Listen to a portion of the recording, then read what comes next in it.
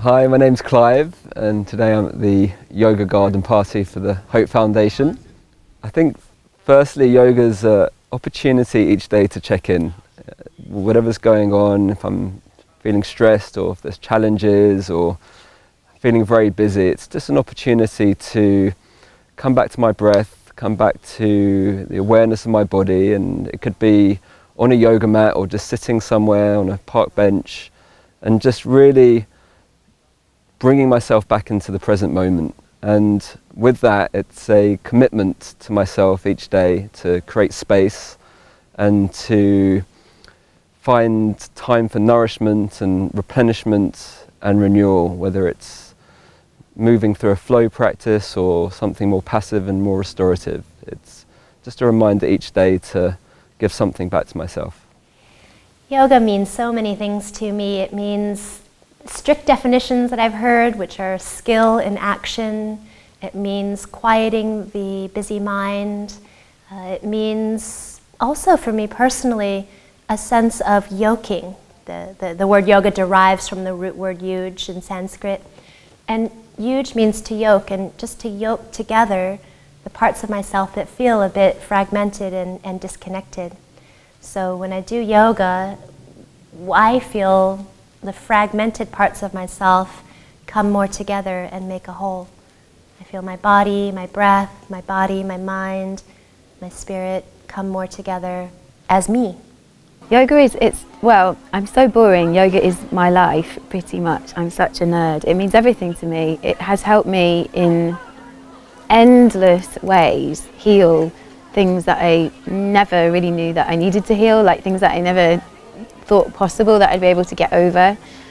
And I'm talking about every aspect of yoga, you know, not just the physical movement, although that has been incredibly important. But it just helps me to find a place in myself which is really important and really soulful, and helps me to ground and helps me to connect to other people in a way which is meaningful and not solitary. You know, I think sometimes, and I have been there with yoga, you know, it has kind of created a place in me which is very lonely.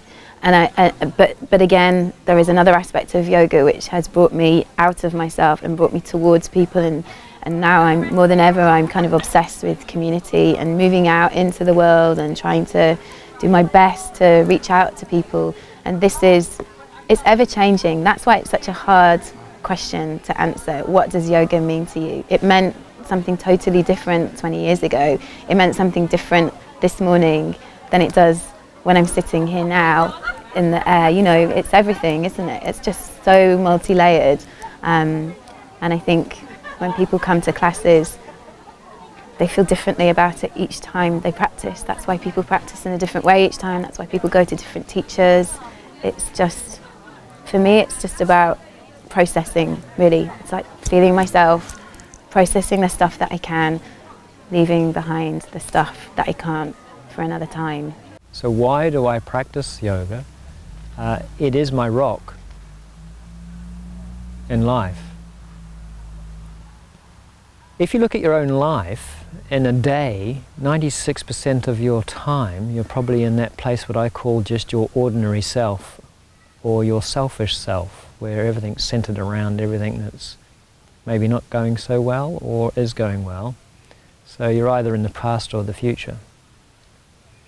In our yoga practice, what it brings is that sort of the time on the mat is to see if we can bring ourselves up to at least a 3 percentile, which is to be able to know that we have a discipline, that through that discipline we're able to control ourselves through our senses.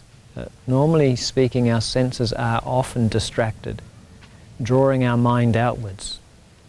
And then we are often, through that distraction, seeking gratification of those senses, and often instant gratification becomes the principal aim of life. The yoga is to turn, or to gather those senses, rein those senses in and direct them in. So when the mind goes out, it's distracted. When you turn it in, when the mind's going in on itself, there's stillness. You have to bring yourself to a stillness place for you to then transcend your individual self to find your undivided self. So the word individual originally meant undivided, but it now means divided, separate. That when you transcend yourself, your selfish self, you find your selfless self. And so what yoga does mean to me is that when I discovered that, I want to be able to pass that to other people. So as a yoga teacher then, it's like Guruji gave me a tool to find my extraordinary self. And to see that that extraordinary self wasn't an individuated self, it was a unified self. I believe that yoga offers us an opportunity to really get to know ourselves. It's something which takes time, it takes discipline, in as much as that's something that you need to continue to practice without it overtaking your life.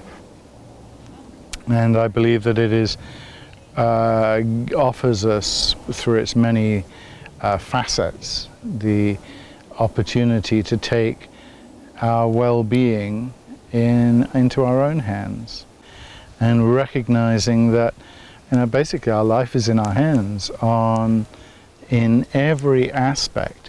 And we might say to ourselves, well, this happens, that's not in my hands. What is in our hands is how we react to it and our relationship with what happens to us. And I think that's one of yoga's greatest gifts.